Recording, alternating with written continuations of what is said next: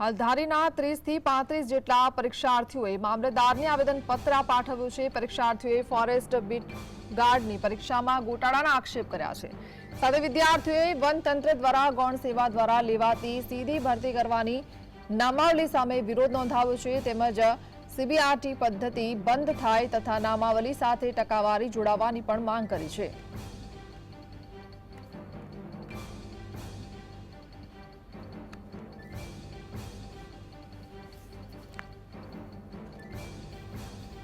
CBRT પદ્ધતિ બંધ થાય અને નામાવલી સાથે ટકાવારી જોડાવાની માંગ વિદ્યાર્થીઓ દ્વારા કરવામાં આવી છે। તો ધારીના પરીક્ષાર્થીઓએ આવેદનપત્ર પાઠવ્યું છે અને કેટલીક માંગો છે તે માંગ સાથે તેમને આ આવેદનપત્રમાં રજૂઆત કરી છે। સંવાદદાતા કલ્પેશ જોડાયા છે। કલ્પેશ, શું જાણકારી?